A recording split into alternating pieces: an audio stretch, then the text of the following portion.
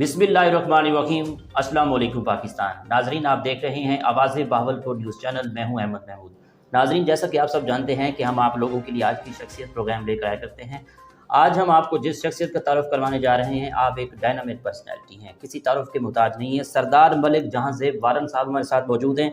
साबिक MP है, वो मुशीर वज़ीर आला पंजाब, रहनुमा पाकिस्तान तहरीक इंसाफ। आज हम आपसे बात करेंगे डेवलपमेंट के हवाले से। आप एक सियासतदान हैं, आपका ताल्लुक सियासी घराने से है और आजकल आप अपने इलाके में लोगों की डेवलपमेंट के हवाले से भरपूर काम करवा रहे हैं। तो आज सरदार साहब से जानेंगे कि आप क्या डेवलपमेंट करवा रहे हैं। अस्सलाम वालेकुम सरदार साहब। वालेकुम सलाम। कैसे हैं आप? मैं ठीक है अल्हम्दुलिल्लाह। सबसे पहले तो बहुत शुक्रिया आपका कि आवाज़ बहावलपुर के स्टूडियो में आप मौजूद हैं, आपकी मोहब्बत है, आप आए हैं। पहले तो मैं आपको यहाँ पे खिराज तहसीन पेश करता हूँ कि आपने मुझे बुलाया और अभी आपका इफ्तिताह भी होना है। जी सरदार साहब, अगर तालीम के हवाले से बात करें कि दुनिया के अंदर जितने लोगों ने कामयाबी हासिल की है, तालीम की वजह से की है। और सबसे अहम बात यह है कि आप अपने इलाके में तालीम के घर बना दिए हैं, स्कूल कॉलेज बनवा दिए हैं। तो मैं चाहूँगा उन अपने इलाके में एजुकेशन के हवाले से पॉइंट आउट कीजिए। लेकिन इसमें मैं आपको यही कहूँगा कि हर आदमी को ना तालीम के लिए काम करना चाहिए। जी, मैंने कॉलेज बनवाए हैं, हाई स्कूल, आप सर्वे करें तो आपको पता चलेगा कि वारन साहब ने काम करवाया। जी बिल्कुल। CPEC के हवाले से बात करें तो CPEC के हवाले से बहावलपुर के ये रास्ता बनवाने के लिए कल आपने इफ्तिताह किया है, इस बारे में आप क्या कहेंगे? बड़ा ज़बरदस्त आपने सवाल किया है। देखिए, इसमें मेरी कोशिश थी कि बहावलपुर को नज़दीक कर दिया जाए। जी, पहले हमने मुल्तान को नज़दीक किया, तो अब बहावलपुर के लिए कल एक इफ्तिताह हुआ है।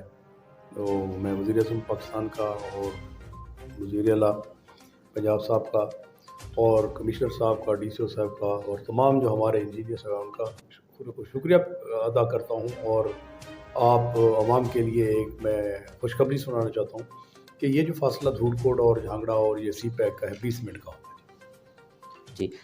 CPEC बनाने में आपने क्या किरदार अदा किया जब आप वज़ीर थे? डिटेल से गाइड कीजिएगा।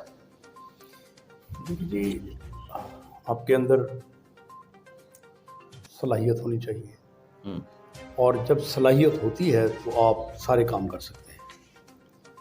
तो मैं क्योंकि बाहर गया हूँ फॉरेन कंट्रीज़ में, तो वहाँ पे इंफ्रास्ट्रक्चर बड़ा ज़बरदस्त है। मैंने कोशिश की प्राइम मिनिस्टर CM साहब उनको कि देखें जी, वहाँ पे कुछ भी नहीं था, तो एक नक्शा चेंज हुआ है, तो उसकी वजह से CPEC बना और कराची और लाहौर का फासला कम हो गया। लॉ एंड ऑर्डर को मेंटेन करने के लिए अपने इलाके के बारे में आपने क्या इक़दाम किए? वहाँ थाना बनवाया जी, धूलकोट बन गया, इसका इफ्तिताह है, CM साहब खुद आके करेंगे जी। तो काफ़ी फ़र्क पड़ गया। आप रात को आएँ दिन को आएँ तो आप आराम से सफ़र कर सकते हैं। हाई कोर्ट बार के हवाले से बात करना चाहूँगा कि अभी हम एक फ़ंक्शन भुगता के आ रहे हैं, तो साबिक गवर्नर पंजाब लतीफ़ खोसर साहब आए हुए हैं। तो वहाँ वकला बरादरी ने और साबिक जजेज़ ने आपकी तारीफ़ की है, आपके वहाँ काम की नेटवर्क की तारीफ़ की है। तो इस बारे में आपके क्या तासरात हैं, आप क्या कहेंगे? सर, मैं तो बड़ा खुश हूँ कि इतने सीनियर लोग, जजेज़ साबिक और मौजूदा, और उसमें बड़ी कम्युनिटी बहावलपुर की डबियन की बैठी हुई थी। तो उन्होंने जब ये कहा कि हम CPEC से उतरे तो आपके इफ्तिताह नज़र आया तो बड़ी खुशी हुई। तो देखिए, जो काम करने वाला है ना, उनकी तारीफ़ हर जगह पे होती है। पहली तारीफ़ मेरे अल्लाह की है, जो काम करेंगे आपके बिल्कुल लोग करेंगे, और वहाँ पे मुझे बड़ी खुशी हुई। इमरान खान वज़ीर आज़म पाकिस्तान ने आपके इलाके का दौरा किया, इस बारे में बताएं। हाँ, मेरा प्राइम मिनिस्टर है और जो कमिटमेंट करता है निभाता है। मेरे साथ उन्होंने कमिटमेंट की तो वो मेरे घर आया, ऐलान किया और आज काम हो रहा है। इसके अलावा धूलकोट के हवाले से बात करें तो धूलकोट में कितने बड़े बड़े सियासतदान विज़िट कर चुके हैं आपके यहाँ? देखिए जी, मैं तो यही कहूँगा कि इमरान खान बहुत बड़ा लीडर है, प्राइम मिनिस्टर है, वो आया है।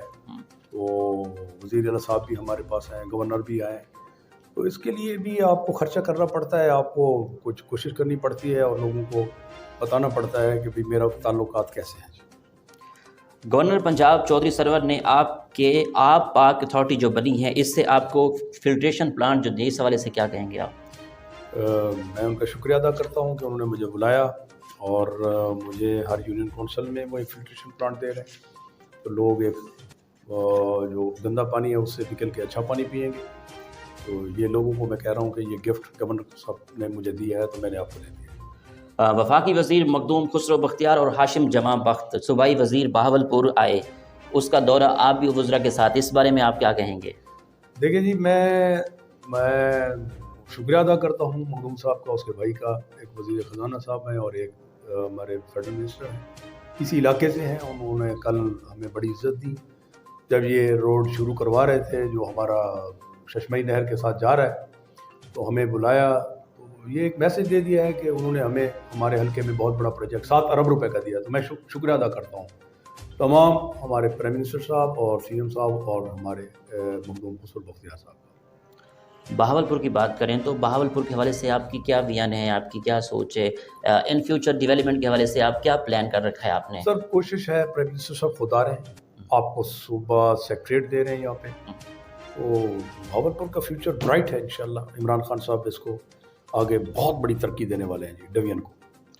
سرائیکی صوبے کے حوالے سے بات کریں تو سرائیکی صوبے کے حوالے سے کچھ اقدامات ہو رہے ہیں، کیا اس بارے میں کہیں گے آپ؟ زبردست بات ہے، سب سے بڑا کام سیکریٹ بن جانا، تو انشاءاللہ یہ ساری چیزیں ہوتی رہیں گی. آپ یہ دیکھیں کہ کسی گورنمنٹ نے یہ کام نہیں کیا، میرے پرائم منسٹر نے یہ کر کے دکھا دیا، میرے سی ایم صاحب نے کر کے دکھا دیا. سچا آدمی سچا ہوتا ہے اور جھوٹا جھوٹ ہوتا ہے.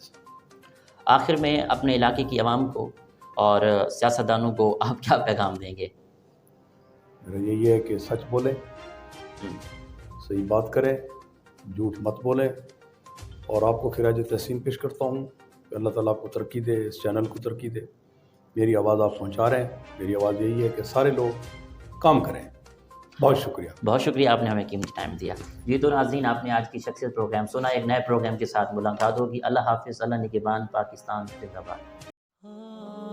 رفا انٹرنیشنل کالج آغاز ہے ایک خواب کی تعبیر کا، ایک روشن، پرامن اور ترقی یافتہ پاکستان کی تعمیر کا.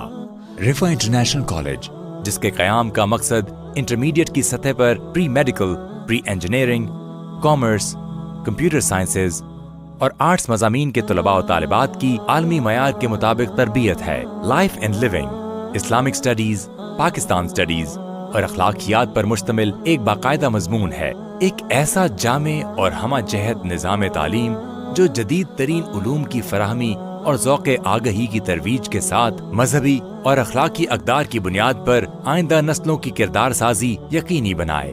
رفا international college, developing holistic personalities, a project of Rifa International University.